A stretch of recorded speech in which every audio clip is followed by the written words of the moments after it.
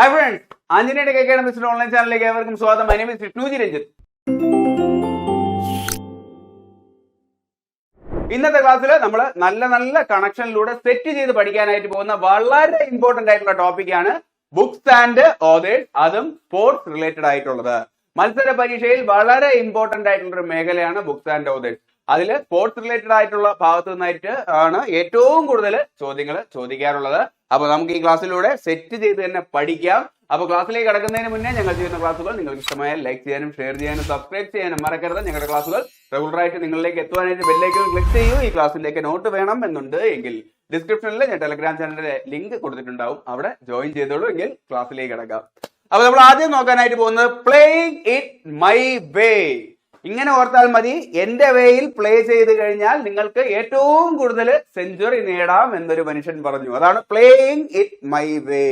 അല്ലെ, ക്രിക്കറ്റിൽ ഏറ്റവും കൂടുതൽ സെഞ്ചുറിക്ക് വേണ്ടിയിട്ടുള്ളതാണ് നമ്മുടെ ഇതിഹാസ താരമായിട്ടുള്ള സച്ചിൻ ടെണ്ടുൽക്കർ. 100 സെഞ്ചുറി അടിച്ച ഒരേ ഒരു വ്യക്തി അദ്ദേഹം മാത്രമേ ഉള്ളൂ.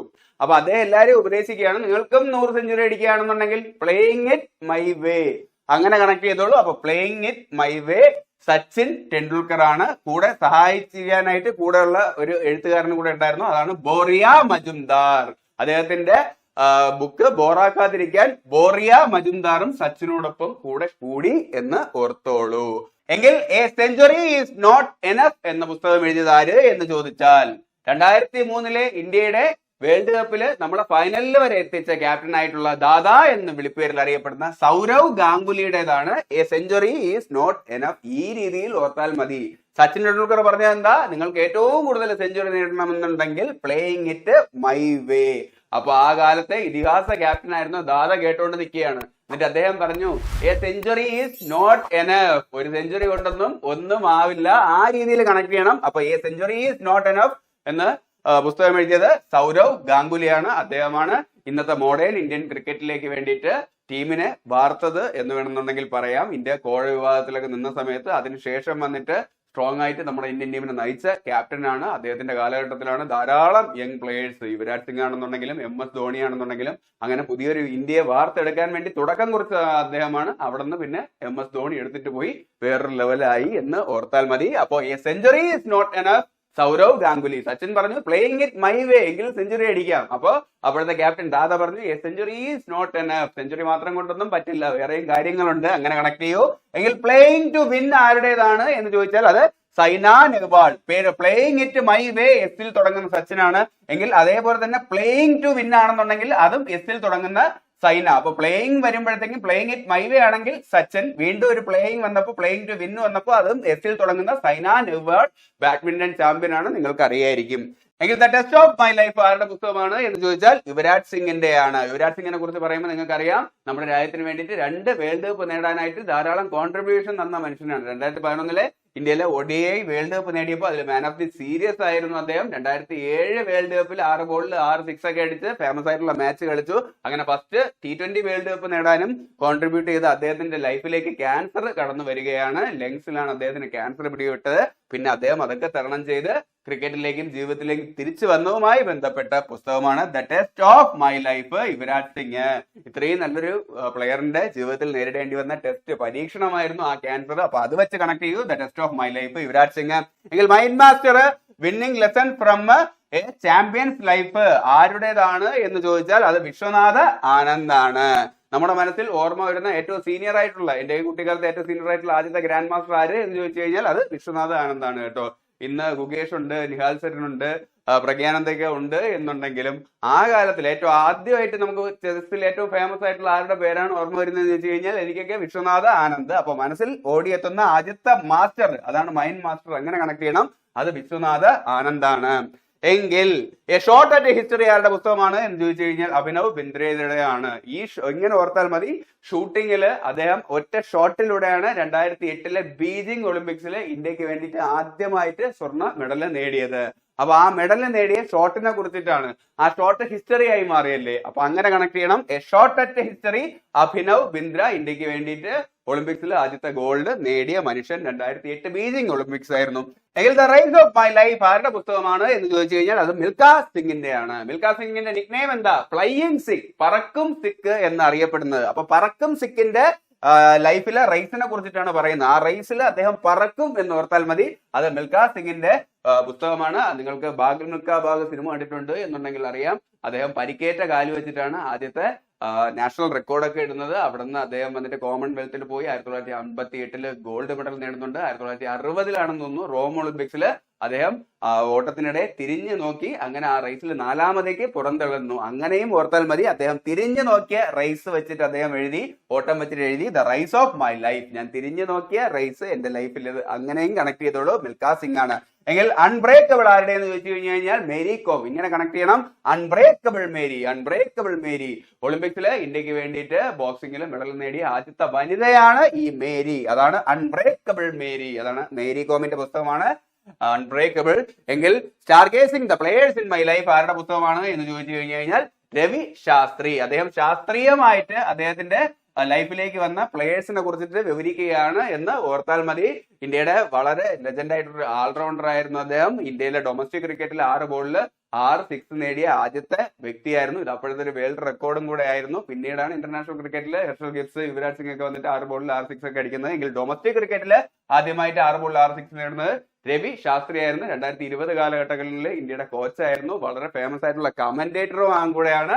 അപ്പൊ ആ വ്യക്തിയാണ് രവി ശാസ്ത്രി. അപ്പൊ അദ്ദേഹം ശാസ്ത്രീയമായിട്ട് പറയാണ് star gazing the players in my life. അദ്ദേഹത്തിന്റെ ലൈഫിലേക്ക് വന്ന പ്ലേയേഴ്സിനെ കുറിച്ച് ശാസ്ത്രീയമായി രവി ശാസ്ത്രി പറഞ്ഞു എന്ന് ഓർത്താൽ മതി. എങ്കിൽ ബിലീവ് സുരേഷ് റെയ്നയാണ്. സുരേഷ് റെയ്നയുടെ വിളിപ്പേര് എന്ന് പറഞ്ഞു കഴിഞ്ഞാൽ ചിന്നത്തലയാണ്.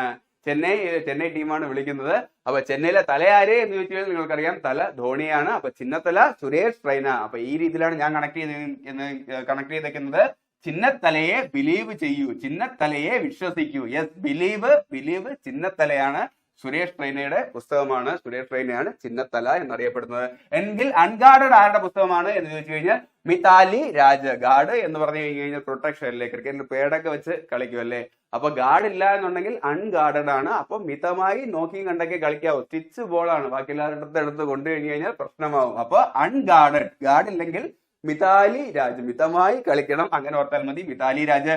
എങ്കിൽ നോ സ്പിൻ മൈ ഓട്ടോബയോഗ്രഫി എഴുതിയത് ആര് എന്ന് ചോദിച്ചു കഴിഞ്ഞാൽ സ്പിൻ മാന്ത്രികനായിട്ടുള്ള ഷെയ്ൻ വോൺ ആണ്. ഏറ്റവും കൂടുതൽ പന്ത് കുത്തിത്തിരിപ്പിക്കുന്ന, സ്പിൻ ചെയ്യിപ്പിക്കുന്ന വ്യക്തിയാണ്. നൂറ്റാണ്ടിന്റെ ബോളൊക്കെ എറിഞ്ഞിട്ടുള്ള മനുഷ്യനാണ്. പാവം മരിച്ചുപോയി. അപ്പൊ അദ്ദേഹം പറയാണ് നോ സ്പിൻ എന്ന്. വിശ്വസിപ്പിക്കാൻ പറ്റുമോ അല്ലെ? No spin Shane Warne. No spin my autobiography Australian cricket ഇതിഹാസമായിട്ടുള്ള ഷെയ്ൻ വോൺ ആണ്. എങ്കിൽ ഇംപെർഫെക്റ്റ് ആരുടെ എന്ന് ചോദിച്ചു കഴിഞ്ഞാൽ അത് സഞ്ജയ് മഞ്ജരേക്കറിന്റേതാണ്.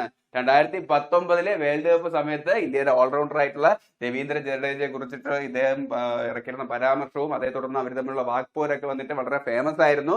സഞ്ജയ് മഞ്ജരേക്കർ പറഞ്ഞെന്ന് പറഞ്ഞു കഴിഞ്ഞാൽ രവീന്ദ്ര ജഡേജ എങ്ങനെ ഇത്രയും കാലം ഇന്ത്യൻ ടീമിൽ വൺഡേയിലൊക്കെ പിടിച്ചു നിന്നു എന്നൊക്കെ ഉള്ള രീതിയിലുള്ള കമന്റ് ഇറക്കിയിട്ടുണ്ടായിരുന്നു. അതിനെതിരെ ചുട്ട മറുപടിയായിട്ട് രവീന്ദ്ര ജഡേജ ആ വേൾഡ് കപ്പിലും ഫൈനലിലൊക്കെ വളരെ നല്ല രീതിയിൽ കളിക്കുകയും ഉണ്ടായി.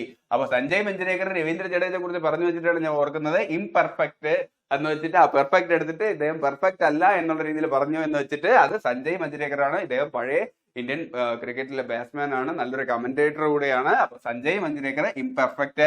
എങ്കിൽ hitting across the line Vivian Richardson. Cricket ഇതിഹാസമായിട്ടുള്ള വിവിയൻ റിച്ചാർഡ്സൺ. അദ്ദേഹത്തിന്റെ ഏറ്റവും ഫേവറേറ്റ് ആയിട്ടുള്ള ഷോട്ട് എന്ന് വെച്ച് കഴിഞ്ഞാൽ അക്രോസ് ദ ലൈനിൽ 6 അടിക്കുന്നത് തന്നെയാണ്. അപ്പൊ അത് വെച്ചിട്ട് തന്നെയാണ് അദ്ദേഹത്തിന്റെ ബുക്കും ഹിറ്റിംഗ് അക്രോസ് ദ ലൈൻ അല്ലെ. അക്രോസ് ദ ലൈനിൽ ഹിറ്റ് ചെയ്യുകയായിരുന്നു അദ്ദേഹത്തിന്റെ ഏറ്റവും ഫേവറേറ്റ് ഷോട്ട്. അദ്ദേഹം ഹെൽമെറ്റ് ഒന്നും വെക്കാതെയാണ് ആ കാലത്ത് ഡെന്നീസ് ലില്ലിയൊക്കെ പോലുള്ള ഇതിഹാസങ്ങൾ ഉണ്ടായിരുന്ന കാലത്ത് ഹെൽമെറ്റ് ഒന്നും വെക്കാതെ വന്നതെന്ന് ധൈര്യപൂർവ്വം ബോളേഴ്സിനെ നേരിടുമായിരുന്നു. ധാരാളം ബാറ്റ്സ്മാൻമാർക്ക് ഇഞ്ചുറി നേരിട്ടിരുന്ന കാലത്തായിരുന്നു ഈ ഇതിഹാസം ഹെൽമെറ്റ് ഒന്നും വെക്കാതെ വന്നിട്ട് ഹിറ്റിംഗ് അക്രോസ് ദ ലൈനിൽ 6 അടിക്കുന്നത്. അപ്പൊ അത് വെച്ചിട്ട് hitting across the line Vivian Richardson ആണ്.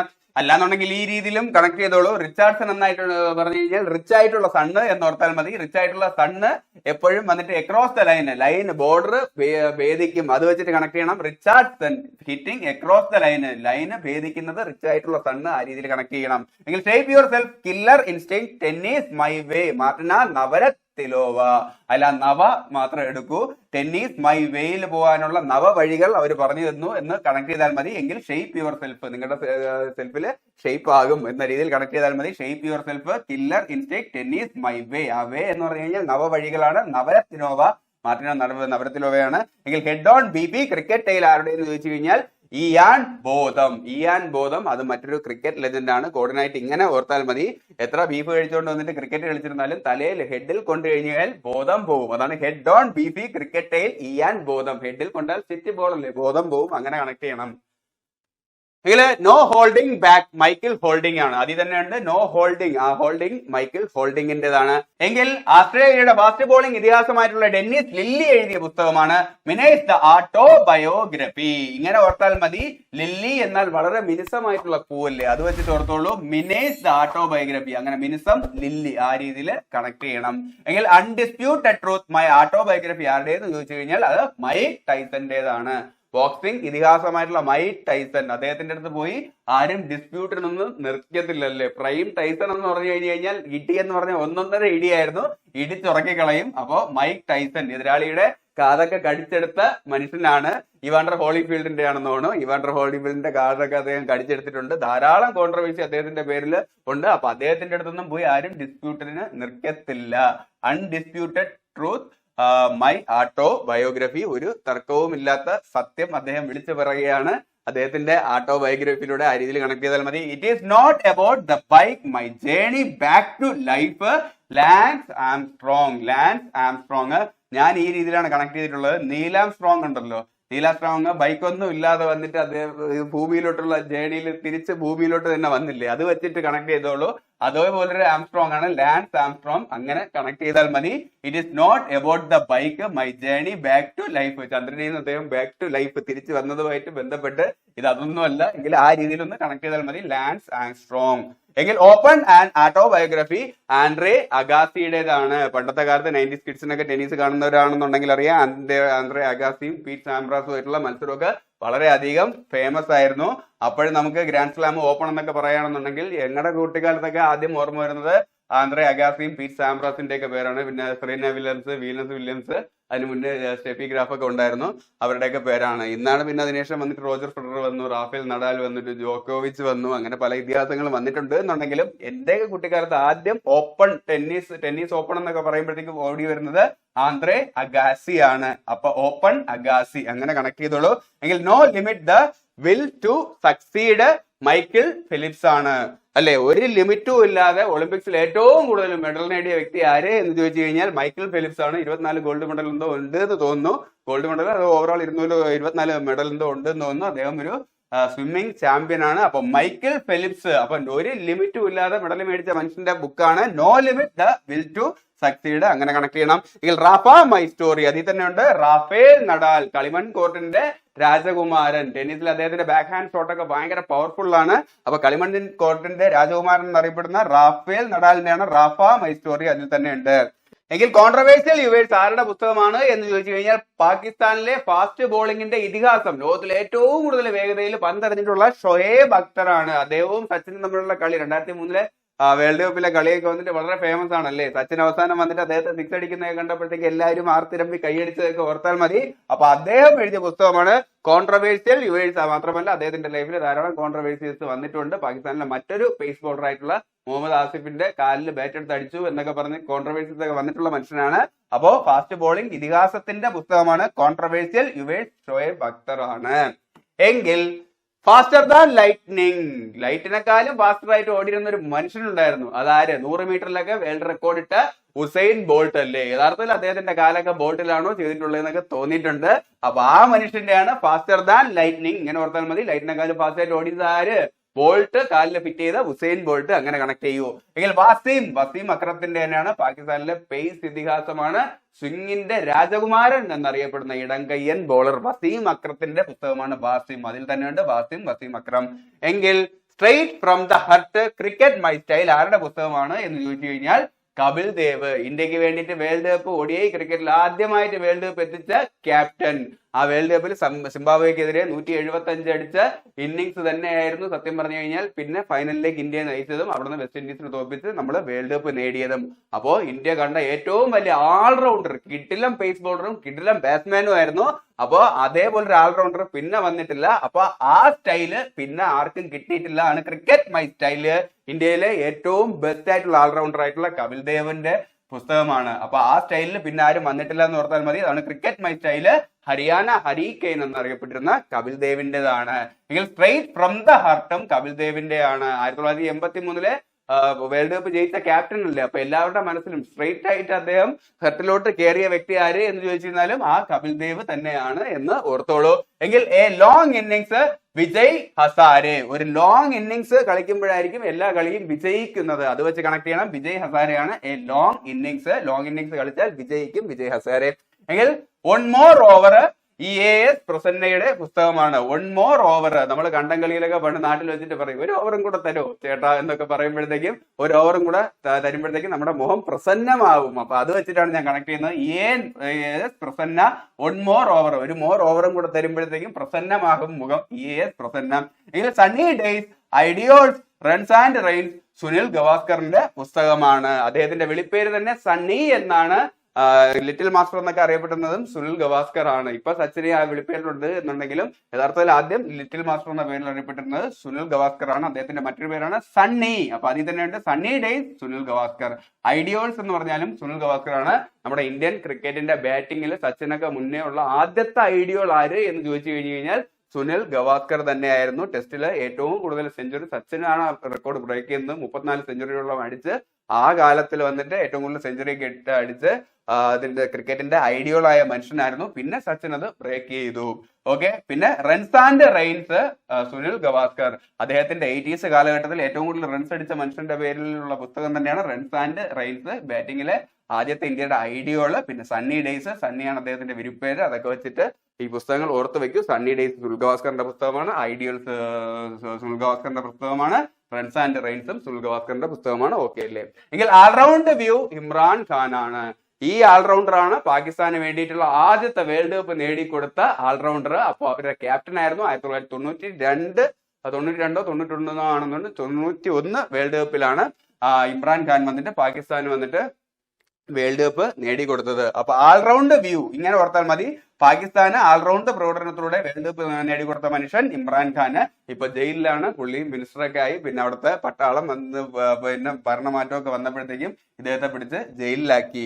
അപ്പൊ ഓൾറൗണ്ട് വ്യൂ. പുള്ളി ഒരു ഓൾറൗണ്ടർ ആണ്, ക്രിക്കറ്ററും ആണ്, പൊളിറ്റീഷ്യനും ആണ്. അപ്പൊ അത് വെച്ചിട്ട് ഇമ്രാൻ ഖാന്റെ പേര് ഓർത്തോളൂ. എങ്കിൽ six machine I don't like cricket I love it. Okay. Six machine എന്നറിയപ്പെടുന്ന യൂണിവേഴ്സൽ ബോസ് എന്നറിയപ്പെടുന്ന നമ്മുടെ ക്രിസ് ഗെയിലാണ്. അപ്പൊ അദ്ദേഹമാണ് സിക്സ് മെഷീൻ എന്ന് പറയുമ്പോഴത്തേക്കും ക്രിസ് ഗെയിലിന്റെ പേര് ഓർമ്മ വരണം. എന്നിട്ട് അദ്ദേഹം പറയുന്നത് എന്താണ്? I don't like cricket I love it. അല്ലെ. ഇനി ചെറിയ ഇഷ്ടമൊന്നും അല്ല, ദീർഘ പ്രണയമാണ് ക്രിക്കറ്റിനോട്. പറയുന്നത് ആരാണ്?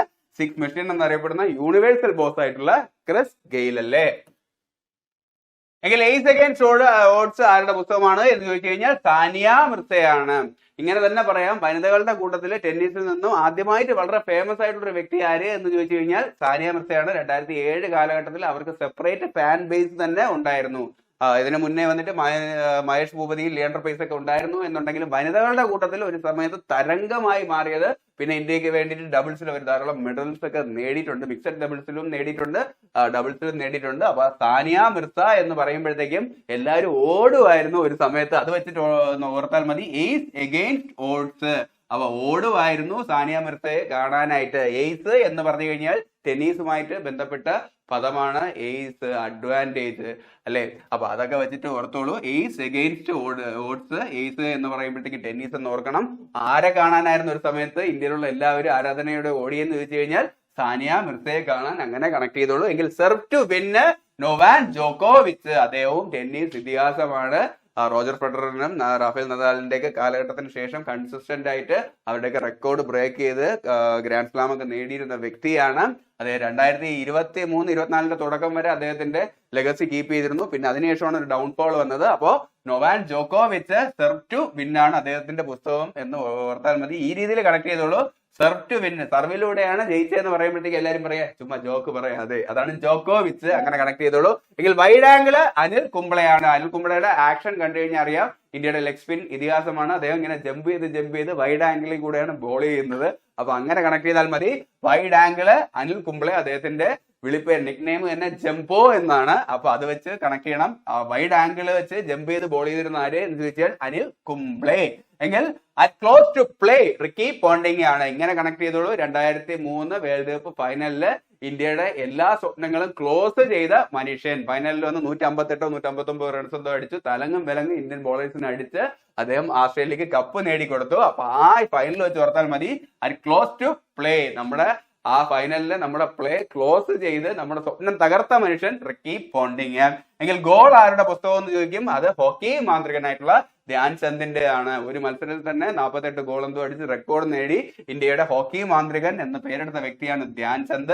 ഇന്ത്യയുടെ സ്പോർട്സ് ദിനം ആചരിക്കുന്നത് ഇദ്ദേഹത്തിന്റെ ജന്മദിനത്തിന്റെ അന്നാണ്. അപ്പൊ അദ്ദേഹം തന്നെയാണ് ഗോള് എന്ന പുസ്തകം എഴുതിയത് അല്ലെ. 48 ഗോൾ അടിച്ച മനുഷ്യനല്ലേ ആ പുസ്തകം എഴുതാനായിട്ട് പറ്റും. ധ്യാൻ ചന്ദ് അദ്ദേഹത്തിനല്ലേ അതിനുള്ള അർഹതയുള്ളൂ. അങ്ങനെ ഓർത്താൽ മതി. എങ്കിൽ ഗോൾഡൻ ഗേൾ എന്ന പുസ്തകം എഴുതിയത് ആര് എന്ന് ചോദിച്ചു കഴിഞ്ഞു കഴിഞ്ഞാൽ PT ഉഷയെ കുറിച്ചിട്ടുള്ള പുസ്തകമാണ് ഗോൾഡൻ ഗേള്. അപ്പൊ ഗോൾഡൻ ഗേള് എന്നാൽ ഉഷ പോലെ ഉദിച്ച് നിൽക്കും എന്നോർത്താൽ മതി. ഗോൾഡൻ ഗേൾ ഉഷ എന്ന് കണക്ട് ചെയ്തോളൂ. Golden girl PT Usha. എങ്കിൽ the greatest my own story ആരുടെ പുസ്തകം എന്ന് ചോദിച്ചു കഴിഞ്ഞു കഴിഞ്ഞാൽ അത് മുഹമ്മദ് അലിയുടേതാണ്. ഗ്രേറ്റസ്റ്റ് ഓഫ് ഓൾ ടൈം ബോക്സിംഗിന്റെ ഗോട്ട് എന്നറിയപ്പെടുന്നത് ആര് എന്ന് ചോദിച്ചു കഴിഞ്ഞാൽ മുഹമ്മദ് അലിയാണ്. അപ്പൊ അദ്ദേഹത്തിന്റെ പുസ്തകത്തിലും ഒരു ഗ്രേറ്റസ്റ്റ് ഉണ്ട് എന്ന് വെച്ച് കണക്ട് ചെയ്തോളൂ. The greatest my own story. ഇദ്ദേഹത്തിന്റെ ആദ്യത്തെ നാമം കാഷ്യസ് ക്ലേ എന്നാണ്. പിന്നീട് അദ്ദേഹം പേര് മാറ്റി മുഹമ്മദ് അലി ആക്കിയതാണ്. അപ്പോ ഒരു മത്സരത്തിനിടെ വന്നിട്ട് എർണിയൽ ടെറൽ എന്ന വ്യക്തി ഇദ്ദേഹത്തിനെതിരെ വന്നിട്ട് മത്സരിക്കുമ്പോഴത്തേക്കും ഇദ്ദേഹത്തിന്റെ പേര് മുഹമ്മദ് അലി എന്ന് വിളിക്കാൻ മറക്കുകയും കാഷ്യസ് ക്ലേ എന്ന് വിളിക്കുകയും മത്സരത്തിനിടെ അദ്ദേഹം വാട്ട് ഈസ് മൈ നെയിം എന്ന് ചോദിച്ച് അദ്ദേഹത്തെ കൊണ്ട് അദ്ദേഹത്തിന്റെ പേര് പറയിക്കുന്നവരെ ഇടിച്ചു തോൽപ്പിച്ചു എന്നുള്ളൊരു ചരിത്രവും ഇദ്ദേഹത്തിന്റെ പേരിലുണ്ട്. അപ്പൊ മുഹമ്മദ് അലിയാണ്. കാഷ്യസ് ക്ലേ എന്നായിരുന്നു അദ്ദേഹത്തിന്റെ പഴയ നാമം. ഇദ്ദേഹമാണ് വർണ്ണവിവേചനത്തെ ചൊല്ലി അദ്ദേഹത്തിന് കിട്ടിയ ഗോൾഡ് മെഡല് ഓഹിയോ നദിയിൽ ഉപേക്ഷിച്ച വ്യക്തിയും. അപ്പൊ മുഹമ്മദ് അലി ഗ്രേറ്റസ്റ്റ് ആണ്. അപ്പൊ അദ്ദേഹത്തിന്റെ പുസ്തകവും the greatest my own story എന്നതാണ് എന്നോർത്തോളൂ. എങ്കിൽ 281 ആൻഡ് ബിയോണ്ട് 281 അല്ലെ 281 ആൻഡ് ബിയോണ്ട് എന്നത് ആരുടെ പുസ്തകം എന്ന് ചോദിച്ചു കഴിഞ്ഞാൽ VVS ലക്ഷ്മൺ. 281 വരെയാണ് ആ ലക്ഷ്മണ രേഖ എന്ന് ഓർത്തോളൂ. അദ്ദേഹത്തിന്റെ ക്രിക്കറ്റിലെ ടെസ്റ്റിലെ ബെസ്റ്റ് സ്കോർ എന്ന് പറയുന്നത് 281. അത് ഓസ്ട്രേലിയക്കെതിരെയാണ്. ഫോളോ ഓൺ നേരിട്ടതിന് ശേഷം തിരിച്ച് ഇന്ത്യക്ക് വന്നിട്ട് വിജയം നേടിക്കൊടുത്ത ഇന്നിങ്സ് ആയിരുന്നു ആ കാലത്തെ ഏറ്റവും ഉയർന്ന റണ്ണ്. പിന്നീട് വീരേന്ദ്ര സേവാഗ് 300 സെഞ്ചുറിക്ക് അടിച്ച് അത് മറികടന്നു എന്നുണ്ടെങ്കിലും VVS ലക്ഷ്മണനെ സംബന്ധിച്ചിടത്തോളം ആ ലക്ഷ്മണ രേഖ 281 വരെയാണ്. അതാണ് 281 ആൻഡ് ബിയോണ്ട്. ഓക്കെ. എങ്കിൽ ഗെയിം ചേഞ്ചർ ഷാഹിദ് അഫ്രീഡിയുടെ പുസ്തകമാണ്. ഷാഹിദ് അഫ്രീഡിയുടെ വിളിപ്പേര് തന്നെ ബൂം ബൂം എന്നാണ് അല്ലെ. വന്നു കഴിഞ്ഞാൽ ഒന്നേ 6 അടിക്കും അല്ലെങ്കിൽ ഡക്കായിട്ട് പോവും. അപ്പൊ ഗെയിം ചേഞ്ചർ ആണ്. 6 അടിച്ചും ഗെയിം ചെയ്യും, ഡക്കായും ടീമിനെ തോപ്പിച്ചും ഗെയിം ചെയ്യുന്ന വ്യക്തിയാണ് എന്നോർത്താൽ മതി. Shahid Afridi game changer. Okay അല്ലേ. എങ്കിൽ my life and my beautiful game. ഫുട്ബോളിലെ ഏറ്റവും ബ്യൂട്ടിഫുൾ ആയിട്ടുള്ള ഇതിഹാസങ്ങൾ ആരൊക്കെയെന്ന് ചോദിച്ചു കഴിഞ്ഞു കഴിഞ്ഞാൽ പഴയ പേര് നമുക്ക് ഓർമ്മ വരുമ്പോഴത്തേക്കും ഒന്ന് മെറഡോണയും പിന്നെ പെലെയുമാണ്. അപ്പൊ ആ പെലെയുടെ പേരിലുള്ള പുസ്തകമാണ് my life and my beautiful game. അദ്ദേഹം ബ്രസീലിയൻ ഫുട്ബോൾ ഇതിഹാസമായിരുന്നു എന്നും ഓർത്തോളൂ. എങ്കിൽ ഡാർക്ക്നെസ് ടു ലൈറ്റ് ലാമർ ഓടത്തിന്റെ പുസ്തകമാണ് അല്ലെ. ലൈറ്റ് ഇല്ലാതെ ഡാർക്ക്നെസ് കണ്ടു കഴിഞ്ഞു കഴിഞ്ഞാൽ നമ്മളെല്ലാവരും ഓടും. അത് വെച്ച് കണക്ട് ചെയ്യണം. ഓടമാണ്. ലാമർ ഓടത്തിന്റെ പുസ്തകമാണ്. എങ്കിൽ how to play golf. Sorry, ഞാൻ ഇവിടെ എഴുതിയത് മാറിപ്പോയി. അത് ടൈഗർ വുഡ്സിന്റെ പുസ്തകമാണ്. ഗോൾഫിലെ ടൈഗർ എന്നറിയപ്പെടുന്നത് ടൈഗർ വുഡ്സ് തന്നെയാണ്. ക്രിക്കറ്റിലെ സച്ചിൻ എന്നറിയപ്പെടുന്ന പോലെ അല്ലാന്നുണ്ടെങ്കിൽ ഫുട്ബോളില് Pele, Maradona, Cristiano Ronaldo, Messi എന്നൊക്കെ അറിയപ്പെടുന്ന പോലെ ഗോൾഫിലെ ഇതിഹാസം ആര് എന്ന് ചോദിച്ചു കഴിഞ്ഞാൽ അതൊരു ടൈഗർ ഉണ്ട്, ടൈഗർ വുഡ്സ്. അപ്പൊ അദ്ദേഹം തന്നെയാണ് ഗോൾഫിനെ കുറിച്ച് ഹൗ ടു പ്ലേ ഗോൾഫ് എന്ന പുസ്തകം എഴുതിയെന്ന് ഓർമ്മിച്ചോളൂ. എങ്കിൽ advantage India the story of Indian tennis എന്ന പുസ്തകം എഴുതിയത് അനിന്ത്യ ദത്തയാണ്. നേരത്തെ ഏസ് അഗൈൻസ്റ്റ് റോഡ് സാനിയ മിർസ എന്ന് പറഞ്ഞ പോലെ തന്നെ അഡ്വാൻറ്റേജ് എന്ന് പറയുന്ന പദം വരുന്നതും ടെന്നീസിൽ നിന്നാണ്. ടെന്നീസ് എന്ന് കണക്ട് ചെയ്തോളൂ. Advantage India the story of Indian tennis. ഈ രീതിയിൽ കണക്ട് ചെയ്താൽ മതി. ഇന്ത്യൻ ടെന്നീസിന്റെ സ്റ്റോറി ആർക്കും നിന്ദിക്കാൻ പറ്റില്ല എന്ന് പറഞ്ഞു അനിന്ത്യ ദത്ത. അങ്ങനെ കണക്ട് ചെയ്തോളൂ. എങ്കിൽ ഗോൾഡൻ ബോയ് നീരജ് ചോപ്ര എന്ന പുസ്തകം എഴുതിയത് നവീദ് സിംഗ് ഗില്ലാണ്. അദ്ദേഹമാണ് ജാവലിൻ ത്രോയില് ഒളിമ്പിക്സിൽ ഇന്ത്യക്ക് വേണ്ടിയിട്ട് ഗോൾഡ് മെഡൽ നേടിയ വ്യക്തിയാണ്. അങ്ങനെ ആ ഗോൾഡൻ ബോയിയെ കുറിച്ച് നവദീപ് സിംഗ് ഗില്ല് പറഞ്ഞു എന്ന് ഓർത്താൽ മതി. എങ്കിൽ A corner of A foreign field Ramachandra ഗുഹയാണ്. അദ്ദേഹം ക്രിക്കറ്റിനെ കുറിച്ച് എഴുതിയ ഫേമസ് ആയിട്ടുള്ള പുസ്തകമാണ് A corner of A foreign field. Foreign ഫീൽഡിലെ ഒരു കോർണറിൽ ഗുഹയുണ്ട് എന്ന് കണക്ട് ചെയ്തുള്ളൂ. അതാണ് രാമചന്ദ്ര ഗുഹ എഴുതിയ പുസ്തകമാണ്. അപ്പൊ സ്പോർട്സ് റിലേറ്റഡ് ആയിട്ട് ഇത്രയും കാര്യങ്ങളാണ് നമുക്ക് ഇന്ന് നോക്കാനായിട്ടുള്ളത്. നിങ്ങൾക്ക് കണക്ട് ആയിട്ടുണ്ട് ഞാൻ വിശ്വസിക്കുന്നു. ക്ലാസ് ഇഷ്ടമായ ലൈക്ക് ചെയ്യാനും ഷെയർ ചെയ്യാനും സബ്സ്ക്രൈബ് ചെയ്യാനും മറക്കരുത്. ഞങ്ങളുടെ ക്ലാസ്സുകൾ റെഗുലറായിട്ട് നിങ്ങളിലേക്ക് എത്തുവാനായിട്ട് ബെല്ലൈക്കൻ ക്ലിക്ക് ചെയ്യൂ. ഈ ക്ലാസ്സിലേക്ക് നോട്ട് വേണം എന്നുണ്ട് എങ്കിൽ ഡിസ്ക്രിപ്ഷനിൽ ഞാൻ ടെലഗ്രാം ചാനലിന്റെ ലിങ്ക് കൊടുത്തിട്ടുണ്ടാവും. അവിടെ ജോയിൻ ചെയ്തോളൂ. അപ്പോൾ അടുത്ത ക്ലാസ്സിൽ വീണ്ടും കാണാം. This is Vishnu G Ranjith. പഠിക്കൂ പഠിച്ചുകൊണ്ടിരിക്കൂ.